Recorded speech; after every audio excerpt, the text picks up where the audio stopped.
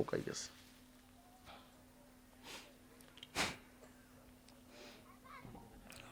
আল্লাহ মাফ করেন। শুধুমাত্র একটা বার যদি পড়েন সুবহানা রাব্বিয়াল আলা, বলেন না সুবহানা রাব্বিয়াল আলা, সুবহানা রাব্বিয়াল আলা, পড়া যাবে না ইনশাআল্লাহ? নামাজের মধ্যে অন্তত কয়বার? আজকে থেকে সিদ্ধান্ত নেন নামাজে অন্তত 5 বার পড়বো। কে কে হাত তোলেন তো, মন থেকে নিয়ে ইনশাআল্লাহ হাত নামান। একবারে যদি এত ফায়দা হয়, যেই বান্দা প্রতিটা সেজদায় 11 বার করে পড়ে, 13 বার পড়ে, 15 বার পড়ে, তার কত ফজিলত। ইমাম কুরতুবী রহমতুল্লাহ আলাইহির কিতাব আত-তাযকিরার মধ্যে লিখেছেন, কিয়ামতের ময়দানে এক বান্দার জন্য নেকি আর খারাপি, অর্থাৎ গুনার পাল্লা নেকির পাল্লা সেম টু সেম, ইতাদালাত বিসাবিয়্যা, সমান সমান হয়ে যাবে। তা আল্লাহ বলবেন, বান্দা নেকি যদি অল্প একটু বেশি হতো আমি তো তোমার জান্নাতে দিতে পারতাম, কিন্তু সব তো সমান সমান, জান্নাতে যাবে কেমনে? তো একটা কাজ করো না বান্দা, ফালতামিস, এমন একজন বান্দাকে তুমি খোঁজো যেই লোকটা ইউতিকা হাসানাতান ওয়াহিদা, একটা নেকি তোমারে দেবে। একটা লোক এমন তালাশ কর। এই মুরব্বী, দুনিয়ার সন্তান আপন, বিবি আপন, বন্ধু এত আপন, আপন মানুষের তো দুনিয়াতে অভাব নাই। এ বান্দা একটা নেকি নিয়ে আসো, কনফার্ম জান্নাত। শুধু একটা নেকি হইলে ফায়াজুসু খিলালাল আলামিন, এই বান্দা একটা নেকির জন্য দৌড়াবে, আপন জনদের কাছে দৌড়াবে। প্রথম আসবে নিজের বিবির কাছে। আয়েশা বলবে, বিবি আইয়ো বালিন কুনতু লাক, বলো তো আমি তোমার কেমন স্বামী ছিলাম।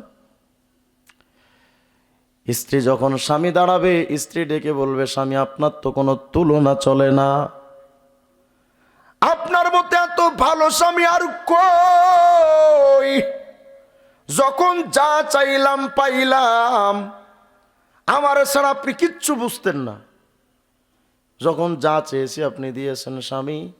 ওয়াতুসনি বিখাইরিন মাস্তাতাআত, যত সম্ভব প্রশংসা করবে, ভূয়সী প্রশংসা। স্বামী যখন দেখবে যা কিয়ামতে তো বউডারে পাইছি, আপন আছে এখনো, বুড়ি এখনো আপনই আছে, বান্দা কইব, বিবি আমি তোমার কাছে কেন আসছি জানো? দুনিয়াতে তুমি যখন যা চাইছো আমি তো তোমাকে দিয়েছি, আজকে কিয়ামতের ময়দান আমি ছোট্ট একটা বিপদে পইরা গেলাম বিবি, ফাইন্নী আতলুবু ইলাইকি হাসানাতান ওয়াহিদা, শুধুমাত্র একটা নেকি দে, একটা নেকি যদি হয় জান্নাত চলে যাব, শুধু একটা নেকি আমারে দাও। বিবি কি বলবে জানেন? মা আইসারা মা তলাবতা, সহজেই তো নেকি চায় বসছেন, কি সহজ, কিন্তু আপনি চাইলেই কি দিমু মিয়া? নেকি চাইতে আসছেন, যান এখান থেকে। খিফতু আইয়া খিফা মিজানি, আমি যদি আপনাকে নেকি দেই, আমার নেকির পাল্লা যদি হালকা হয়। চাচা আপনার ঘরের ওই বুড়িটা আপনার এই একই জবাব দেবে। যেই বিবির জন্য এতটা পাগল, ওই বিবি আপনারা দূর দূর করে তাড়ায় দিবে, একটা নেকি ভিক্ষা দেবে না। যেই সন্তানগুলারে ডেভেলপ করার জন্য এতটা শ্রম আপনি দিচ্ছেন, মাথার ঘাম পায়ে ফালায়া, বাচ্চা কাচ্চারে কোটিপতি বানায় রাখার কত স্বপ্ন। এবার লোকটা নিজের বাচ্চার কাছে গিয়া বলবে, ইয়া বুনাইয়া আইয়ো আবিন কুনতু লাকুম, সন্তান কও তো আমি তোমাদের কেমন বাবা ছিলাম। সন্তানটা তো ভূয়সী প্রশংসা করবে, আব্বু আপনার তো কোনো তুলনা নাই, আপনার কোনো ঘাটতি ছিল না, আদর্শবান একজন পিতা ছিলেন, ভূয়সী প্রশংসা করবে। শেষমেশ বাবা যখন বলবে, সন্তান আমি তোমার কাছে আসছি, ফাইন্নী আতলুবু ইলাইকা হাসানাতান ওয়াহিদা, শুধু একটা নেকি কি আমার দেওয়া যায়? তোমাদের এই দুঃখী বাবাটা একটা নেকির কারণে আটকে আছে, হলেই জান্নাতে চলে যেত। ইমামে কুরতুবী লেখেন, ওই বান্দা শুধু সন্তান নয়, এমন কোনো মানুষ নাই যেই মানুষের থেকে এই আওয়াজটা পাবে না, খিফতু আইয়া খিফা মিজানি, নেকি দিলে তো আমার নেকির পাল্লা হালকা হবে। সবাই এই একই কথা বলবে, সবাই তাড়ায় দিবে, কেউ নেকি দেবে না।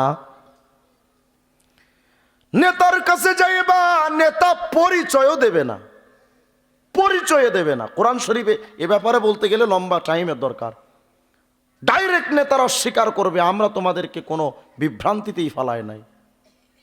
আফসোস আর দুর্ভাগ্য, সাবধান আমজনতা, সাধারণ মানুষ, কোনো ব্যক্তির পূজা করতে গিয়ে আলেমদের বিরোধিতা করবেন না।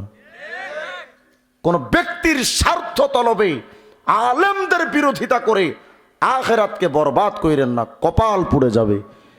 ওই নেতারা জীবনে আপনাকে পাত্তা দিবে না কিয়ামতে। আলেমদের সাথে দুশ্মনী হয়ে যাচ্ছে অমুকের এতাআতের জন্য। উনার এতাআত না করলে আমি কি আর থাকি? উনার এতাআতের জন্য বিরাট জম্মে গফির ওলামায়ে কেরামের সামনে বিরোধ শুরু হয়ে গেছে। মনে রেখেন, আল্লাহ কি কসম, একজন মানুষের পথভ্রষ্ট হওয়ার সর্বপ্রথম রাস্তা আলেম বিদ্বেষী হওয়া, সর্বপ্রথম রাস্তা। কেন জানেন? একজন মানুষকে যখন আলেমদের থেকে আলাদা করা যায়, এই মানুষকে ফুটবলের মতো খেলা যায়, কারণ ওরে আর বোঝানোর মতো কেউ থাকবে না। কথায় কথায় কিছু মানুষ আজকে দেখবেন কয়, আলেমরা কি জানে, এরা তো ডাল খায়া মানুষ হয়েছে, এরা তো মানুষের বাড়িটা খেয়ে মানুষ হয়েছে, তা আমরা তো ডাউল খেয়ে আলেম হয়েছি, আর তুমি বিরিয়ানি খেয়ে বাম্বু হয়েছো মিয়া। আমরা তো আল্লাহকে চেনার জন্য কিছু মওয়াজ পেয়েছি। মানুষের ওলামায়ে কেরামের গুরবত, তাদের দারিদ্রতাকে নিয়ে যারা কটূক্তি করে, প্রকারান্তরে তারা রাসূলের কটূক্তি করে। হযরত আবু হুরায়রা রাদিয়াল্লাহু আনহু কি ধনী ছিলেন না গরিব? কথা কয় না, গরিব ছিলেন। ক্ষুধার যন্ত্রণায় আবু হুরায়রা নবীজির দরওয়াজার সামনে মৃগী রোগীর মতো পড়ে থাকতেন। সাহাবীরা মনে করতেন মনে হয় মৃগী রোগে ধরেছে। গরিব ফান্ডে যা আসতো ওখান থেকে অসংখ্য দারুল আরকামের সাহাবায়ে কেরাম খেয়েছে। আজকে যারা যাকাত ফিতরার টাকা খেয়ে আলেম হয়েছে বলে যারা কটূক্তি করে, নবীর কটূক্তি করেছে তারা, সাহাবীদেরকে কটূক্তি করেছে তারা। নাউযুবিল্লাহি মিন যালিক। এক হুজুরের বক্তব্য শুনলাম, তিনি বলতেছেন, হেদায়েত যদি আল্লাহর হাতে থাকতো তো নবী পাঠানোর দরকার কি? নাউযুবিল্লাহ, আসতে বললেন আপনারা। হেদায়েত কার হাতে? সূরা কাসাসের 56 নম্বর আয়াত দেখেন, ইন্নাকা লা তাহদি মান আহবাবতা ওয়ালাকিন্নাল্লাহা ইয়াহদি মান ইয়াশা। আল্লাহ বলেছেন, হে রাসূল, আপনি নিজে কাউকে হেদায়েত দিতে পারবেন না। আল্লাহ তার রসুলকে বলছেন। কোন রসুল? সর্বশ্রেষ্ঠ রসুল হাবিবুল্লাহ মুহাম্মদ আরবি আলাইহিস সালামকে। রাসূল, আপনি চাইলেই যাকে পছন্দ করেন হেদায়েত দিতে পারবেন না। নিজের চাচা আবু তালেবকে নবীজি হেদায়েত দিতে পেরেছেন? তাহলে হেদায়েত কার হাতে? হ্যাঁ, তার আরো অনেক বক্তব্য আছে, তিনি বলেছেন যে হেদায়েত আল্লাহর হাতে। তো যদি এটাই তিনি বিশ্বাস করেন, তাহলে এই কথার কি অর্থ যে হেদায়েত মানুষের হাত, আল্লাহর হাতে থাকলে নবী পাঠানোর দরকার কি? কি অর্থ এটা? আলেম ওলামারা অযথা কারো বিরুদ্ধে ফতোয়া দেয় না, অযথা। আমাদের কাজ নাই, কথা কয় না, আমাদের কাজ নাই, যথেষ্ট কাজ আছে আমাদের। অহেতুক একটা লোকের পেছনে আমাদের বিরোধিতা করার কোনো অর্থ আছে? কেন করে আলেমরা? আমরা শুধুমাত্র মানুষের হকের পথটা দেখানোর জন্য কত মানুষের কাছে মার খেয়েছে। আমি আমার এই অল্প বয়সের কথা বলি, 5 বার হামলার শিকার হয়েছে এই পর্যন্ত। 5 বার আমার মৃত্যুর দ্বার প্রান্তে পৌঁছানো হয়েছে। একদিন তো এমন মানিকগঞ্জের এক ভণ্ড পীর আছে, তার মুরিদরা আমার গাড়ির বাম পাশে এসে গ্লাস বরাবর রড দিয়ে বাড়ি মারছে। গ্লাসগুলো ভেঙে আমার মুখে লাগছে। যখন গাড়ি টান দিয়েছি পেছন থেকে আবার রড দিয়ে বাড়ি মারছে, পেছনে গ্লাসগুলো ভেঙে আমার মাথায় লাগছে।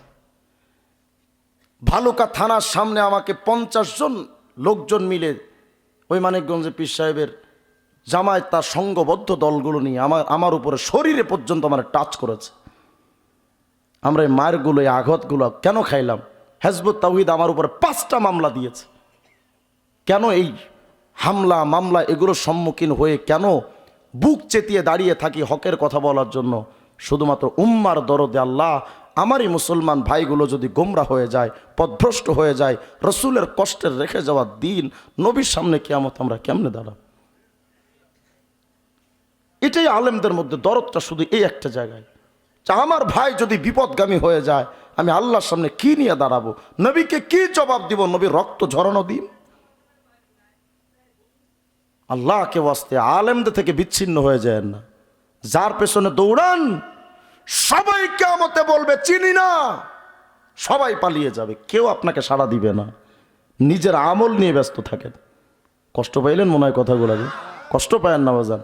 যদি কষ্ট পান আপনার পা দেন, পা ধরে বলি আল্লাহকে ওয়াস্তে, আমি তাবলিগ বিরোধী মানুষ, আল্লাহর কসম, তাবলিগের সম্পদ আমি। আমার বাবা তাবলিগ করার কারণেই আমি আলেম হতে পেরেছি, আল্লাহ তৌফিক দিয়েছেন। আমার পুরা গোষ্ঠীটা তাবলিগি। কিন্তু ইলিয়াস সাহেব রহমতুল্লাহর একটা ভয়ঙ্কর কথা মনে রাখা দরকার। বর্তমানের শ্রেষ্ঠ মুফতি, পাকিস্তানের মুফতি আজম আল্লামা তকি উসমানী দামাত বারাকাতুমুল আলিয়া, হজরত ওয়ালার বাবা ছিলেন মুফতি শফি রহিমাহুল্লাহ, বিজ্ঞ একজন আলেম, সেই জামানার পাকিস্তানের শ্রেষ্ঠ আলেম, মারিফুল কোরআনের লেখক যিনি, অসংখ্য কিতাবের রচয়িতা। মুফতি শফি রহমতুল্লাহ আলাইকে একদিন ইলিয়াস সাহেব রহমতুল্লাহ আলাই ডেকে বলতেছেন, শফি, আমার বড্ড ভয় হয়, আমি তো তাবলিগ জামাতের বাণী প্রতিষ্ঠাতা তৈরি করে গেলাম, উম্মার একটা হেদায়েতের রাস্তা খুলবে ইনশাআল্লাহ, আল্লাহ এই রাস্তার মাধ্যমে আল্লাহ হেদায়েত দিবেন, কিন্তু আমার ভয় হয় এই তাবলিগ জামাত সেই দিন ধ্বংস হয়ে যাবে যেই দিন এই তাবলিগ জামাত আলেম বিচ্ছিন্ন হয়ে যাবে। যেই দিন আলেম শূন্য হয়ে যাবে সেই দিন তাবলিগ জামাত ধ্বংস হয়ে যাবে। তাহলে আজকে যারা আলেমদের থেকে বিচ্ছিন্নবাদী হয়ে যারা ভিন্ন দিকে চলছে, বোঝা যাচ্ছে তারা গোপনে তাবলিগ জামাতকে ধ্বংস করতে চায়। আল্লাহ আমাদেরকে হিদায়াত দান করেন। কোন ব্যক্তি পূজা করব না, জিকির হবে কার? ফিকির হবে কার? গোলামি হবে কার? স্লোগান হবে কার? কিয়ামতের ময়দানে তোমার পীর তো দূরের কথা, বাপ মা দূরের কথা, নবীরা পর্যন্ত নফসি নফসি করতে থাকবে, সেখানে তুমি আমি কি?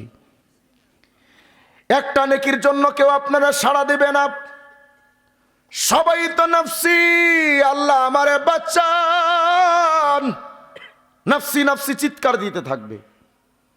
একটা নেকির জন্য দাঁড়ে দাঁড়ে ঘুরবে, কিন্তু একটা নেকি কেউ দেবে না।